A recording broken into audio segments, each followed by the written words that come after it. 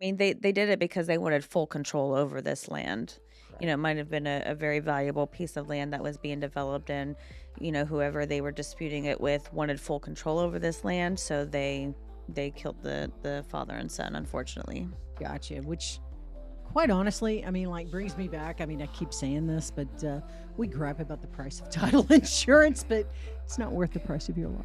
I No, don't think, or the price of your son's life, for that no, matter. no, and I mean, they were just trying to do right by themselves and their family, and ultimately greed got in the way, and they lost their lives for it. Wow.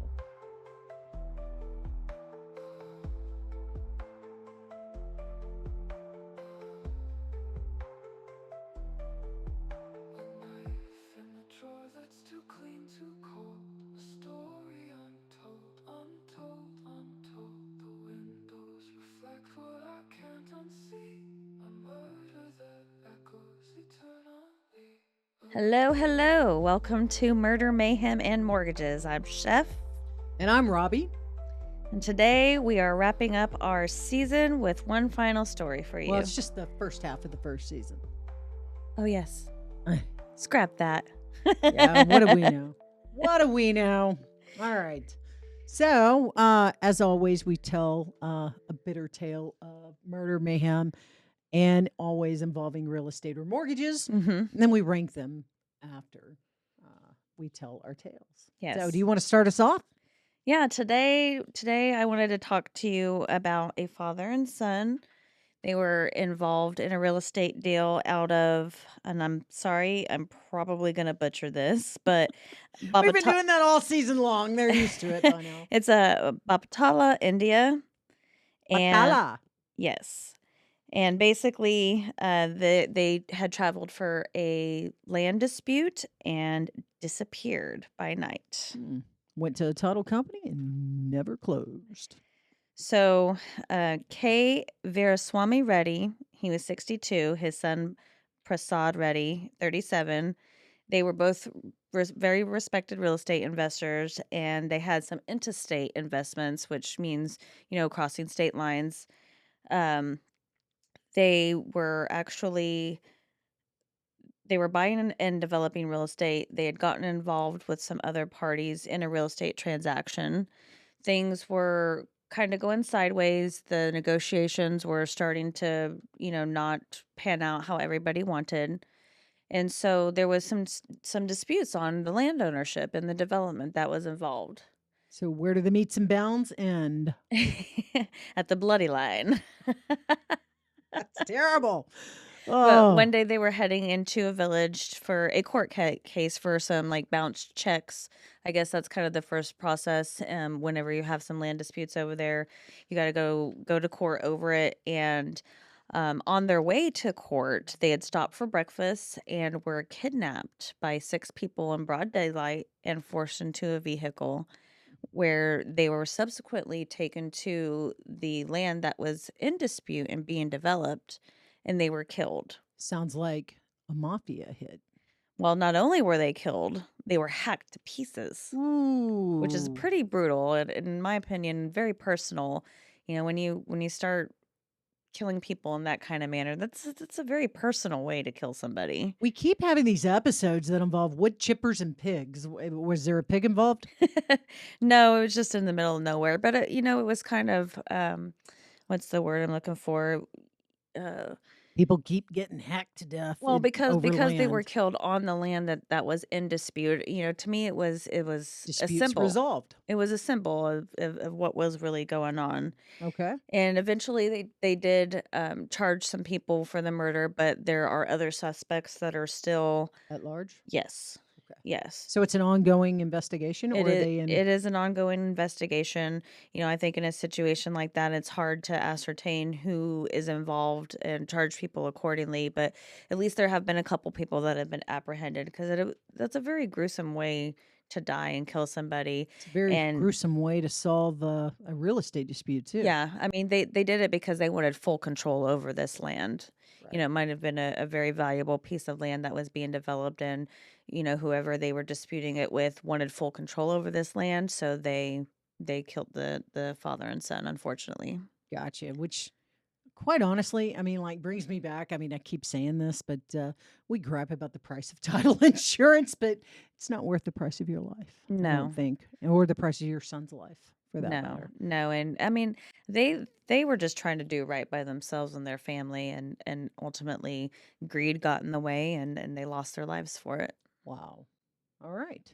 So, anything further on that, or that's No, just a pretty simple pretty but gruesome dark, story. gruesome tale? Father and son dismembered and placed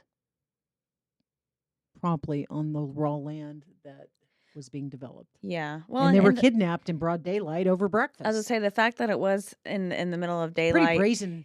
they had to have been stalked. There had to have been some insider information because they knew where they were going to be that day. They knew where to find him to pick him up. It happened in broad daylight. Not really anybody said anything. So there might have, and you get into these small villages and you grease some palms. There's people that turn a blind eye and or were involved in this in some capacity. I gotta be honest though. I mean, like, over this very short season, 12 episodes, we've had almost what, four um incidents in India, and yeah, it's off my bucket Well, list. India is a very big country. It is a big country. There's a lot of people in it, but I Well, don't I think know. they have the highest population in the entire world, right? Yes. Yeah. All right. So it's okay? No, You're it's good not with it? okay, but All right. there's gonna be a lot of stories when you have that, amount of people in just one country. I still think we have a lot of gruesome murders and tales just in the United States alone. Yes. So, speaking of which, I am bringing to the table an active and ongoing investigation case. It's actually going to be a cliffhanger. I hate to tell you this, but we're not going to resolve my case today. This is probably going to be one that's going to be in the second half of the season as well. Well, maybe we'll have a part 2 with some closure at some point. So, with active and ongoing investigations, we always say allegedly. Allegedly. Uh, you know, innocent until proven guilty, but in the public domain, yeah, this woman has been pretty brutally convicted in a case of I'm public interested. opinion. I'm Yeah, interested. it's a case where it involves a Moscow mule. Amazon's back on the case again. Oh I hate my to say it. goodness. And there's some mortgage related fraud, insurance fraud, and yeah, overall, just interesting case. It is the case of the Corey Richens case. Have you been hearing about I this? have not, so I'm Oh my interested. gosh. So it's just it's so filled with chaos. I'm so blessed that I am boring. And I love that, I mean, like, you read this stuff and you're like, shit, I am so boring. It's good. Yeah, I mean, Right? it's peaceful. It's Right. peaceful to be So boring. Corey is actually from Utah. Here she is, she's a Utah realtor, actually. And she was most known for property flipping. Okay. And she and her husband met and got married.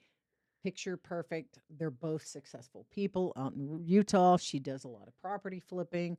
They have 3 children. He runs a successful masonry business. And they're all by accounts, if you look on like Facebook and everything, social media, they're just like rocking and rolling, Well, the movers and the shakers, social media only puts out what, they want you to see, so Right. you gotta take that with a grain of salt. Behind the scenes, though, the charm kind of wore off a little bit. So there were some problems that started to pop up between 2016 and 2020. Okay. So, Some cracks Corey, in the masonry? yeah, some cracks in the oh, that is beautiful. I love it. I wish I had thought about that. So he actually was doing really well. He had a business partner, and by all accounts was fairly conservative on the financial side, puts money aside for taxes, both state and federal income taxes, paid his bills on time and everything else. But what actually gets interesting is that Corey's not so financially, apparently, allegedly, not so financially fiscally conservative, if you will. Okay.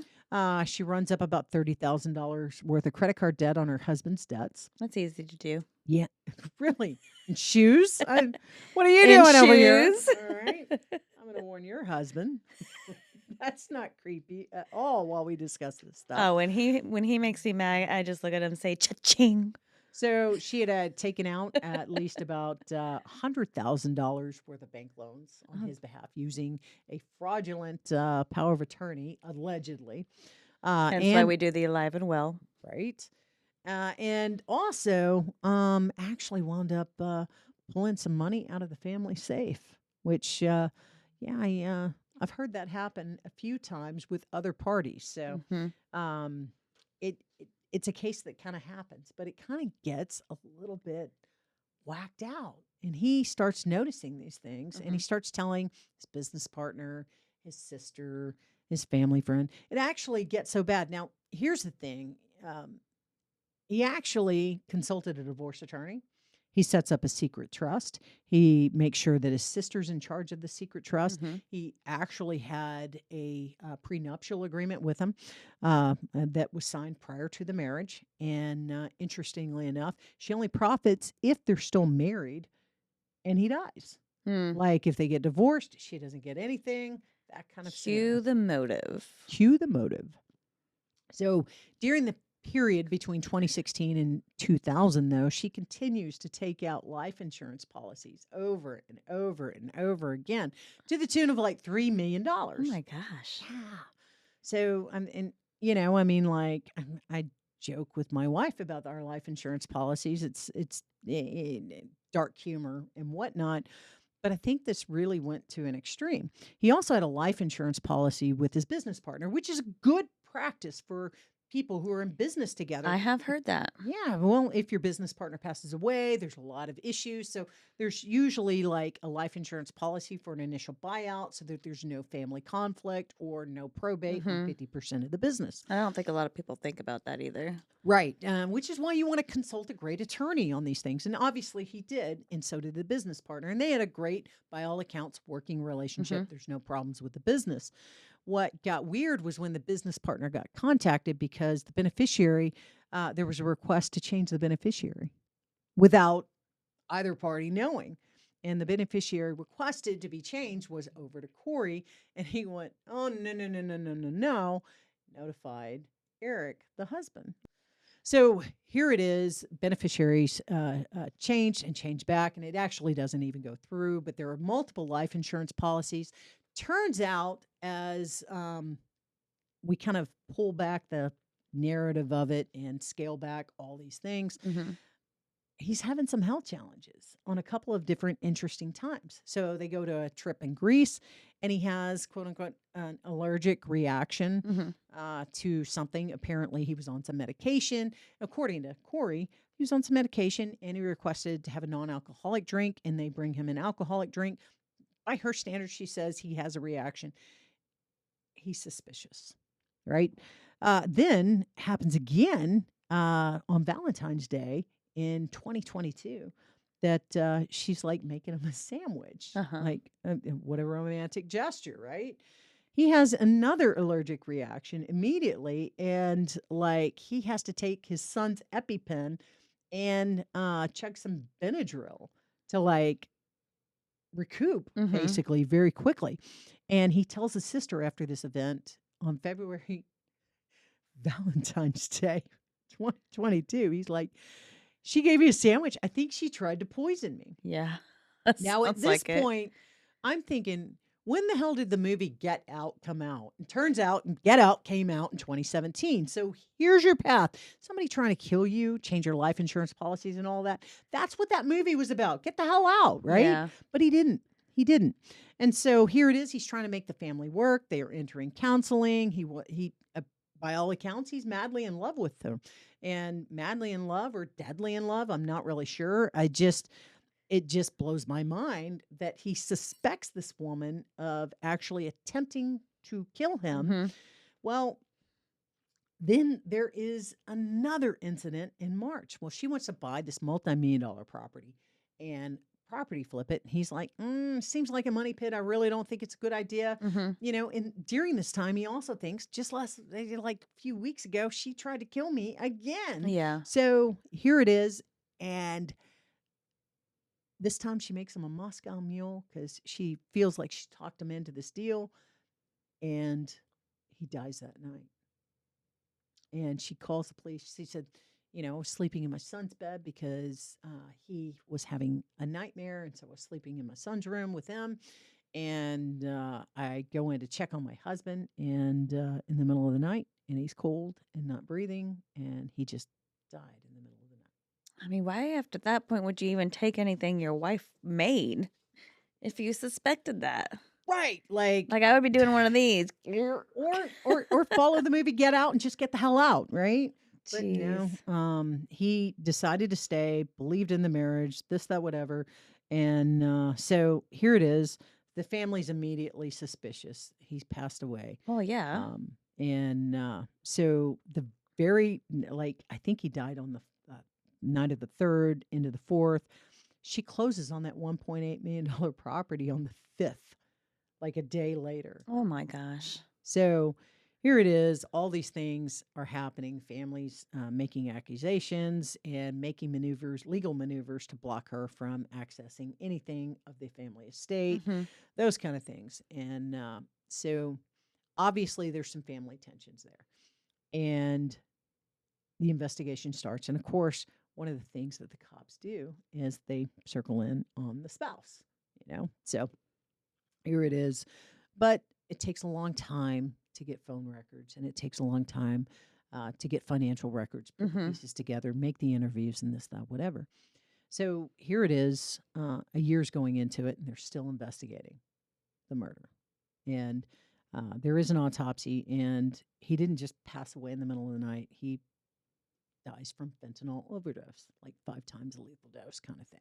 Good Lord. So during the investigation, the cops are claiming that she not only went to a drug dealer, which was the housekeeper, which in a previous episode, we didn't think the housekeeper would do it, but turns out sometimes they do. Who knows? Well, I mean, she probably just thought she was getting drugs for this wife that was clearly crazy. Yes. So here it is. She goes to the housekeeper, gets the drugs, and then says, hey, the first round wasn't strong enough. We need more. So goes and gets the second round, and the second round was the fentanyl overdose. Also, phone records indicate allegedly that she had a side piece during all this. And of course, on like February 14th and other times that she tried to poison him, she's sending, kiss emojis to this side piece, if you will. So the whole case gets just weirder and weirder as we go down this. And again, grateful that I am so boring. What I don't understand is like how you get life insurance policies on someone without them knowing. Because if somebody's just started getting life insurance policies on me, I'd be like, wait a second. Well, keep in mind, I mean, it's very common for couples to have life insurance policies on each other. But you should have to, like, if somebody wanted to get a life insurance policy on me, I should have to sign. Oh, I have one. I'm kidding. I'm totally kidding. So, no. I've heard of employers doing that to employees, getting life insurance policies on them. Creepy. That's not creepy at all. Yeah, but that's what I'm saying. Like, if somebody gets a life insurance policy on you, you should have to sign off on that. But again, everything is allegedly. She was already allegedly accused of committing some fraudulent activities with some signing of a power of attorney previously and getting loans under her husband's name and credit card fraud. So all these things are kind of compounding. Well, during this time, while the cops are piecing together their investigation, she writes a book. And it's a children's book on how to deal with like death in the family. And it's this thing to where daddy's an angel, daddy's passed away, and he comes to visit the kids and tells them I'm still with you kind of thing, right? And she actually gets promoted on like some show, something to the effect of Good News Utah. So I imagine this happened before she got arrested or after. Well, at this point, she hasn't even been arrested. She's just being featured, and she's selling a self-published book, children's book about how to deal with her son death. grieve about his dad. Yeah. 3 sons, by the way. 3 sons. So here it is, and basically, it's a lot. It's a lot for people to process. Mhm. Well, a year into the investigation, an indictment is made. Cops finally feel like they have enough to make the indictment, and she's arrested on multiple counts. We're talking fraud accounts, credit card fraud, insurance fraud, attempted murder, uh, uh, possession and distribution of a controlled substance, and all this stuff. So, Everything. yes, just throwing the book at her, layering it, right? And so here it is. She's basically being convicted in the public court opinion Mhm. in the newspapers. And then on top of that, the police are putting together their evidence. And of course, the sensible public starts putting out reviews on her book of 1 star, How to Get Away with Murder. And so, I actually really enjoyed that show. I know. I mean, like, it does scratch a dark itch that you always have. I know. I get it. So Hey, we're all sickos here, even we you. are. If you are still watching, you're a sicko just like us. So let it go. Don't judge. So here it is, and she doesn't make bail. She's in jail right now. Okay, so the saga keeps going. No, like More? this woman doubles down every single time, Oh right? my gosh. So literally, while she's in jail, they actually, I guess they tossed her cell or checked it out or something, but they find what they call a dear mommy letter or something, and it's a letter written to her mom to instruct her mother how to tell her brother to give testimony on her behalf that her dead husband had a drug addiction Mhm. and was purchasing the drugs all on his own. Mhm. So here's the thing, and the thing I find just bizarre about it, they're calling it the Harry Potter love letter because she was reading Harry Potter and stashed the letter inside the book. And so now the police are like, oh, Her there own- we go again. See, there's so many notes on this damn case. Say It's her own it's chamber like a of book. secrets. It is her own chamber of secrets. You're going to have to cut that piece out. So, literally, it's in the Harry Potter book. And so, literally, she hides this letter in. Cops find it. And they're like, this is more evidence that she's just doubling down. We're going to add more charges. And now it's for witness tampering during the process. I And hope they throw the encyclopedia at her. right. And so I'm like, oh my God, all these things. And like you, at some point, you got to say, wrap it up, lady. Like, come on. But kind of gives the Harry Potter readers like myself like a bad name. And number one, and number two, J.K. Rowling. If you are watching this woman seems like a better target than Emma Watson or any tranny out there. Okay, so take it to this crazy lady. She's a straight woman, and I really think she's a better target for your anger. Okay, but anyway, back to it. I don't care about it. It's to be determined in a court of law. Right now, it is scheduled for February 2026. So So we might have a part 2. we might have a part 2 in the second half of our first season of Murder Mayhem and Mortgages. Excellent. So, Excellent. I mean, like, yeah, it's like a cliffhanger. It has got murder. It's got mortgages. It's got mayhem. It's got chaos. I don't have anything left. That's the craziness of it. It is just the wildest, most batshit crazy story I could come up with. And we have seen some wild. We've and taken you on some wiry adventures this season yes. so far. So, yeah, As always, though. Oh, we gotta we, rate it. we got to do the rate. Yep. We got to do the ratings. So, okay. So, on yours, chopping up dead bodies always rings in a Schedule 4 on murder.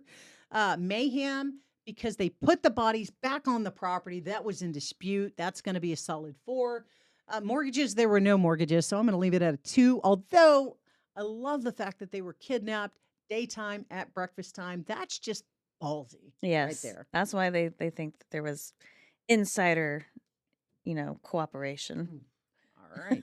So, all right. I'm ready for my ratings to see how I did at the end of the season. Well, I mean, I'm gonna have to give you another perfect score, and I Oh! just can't keep up with you because you're just chaos. I look for the chaos. You are chaos. But no, I mean that's a very interesting story. There's a lot going on there. I mean, I'm with the public court of opinion on that one, but definitely I'll But have we to don't give you. have any real information. Like we're literally getting little tidbits and pieces Yeah, from but the news. public court is rarely wrong. Really? Okay. That's somebody that never questions her own algorithm. Never. But as always, thank you for joining us. If you have your own personal stories, feel free to email them to us at We'd the link love below. the darker the better. Doesn't matter if it's demons, ghosts, or murdering serial killers. Yeah, I think We're we happy need to to get some more report. demons in there. Oh yeah, absolutely. And feel free to like and subscribe on your favorite channel. And join us next time. All right, on Murder, Mayhem, and Mortgages.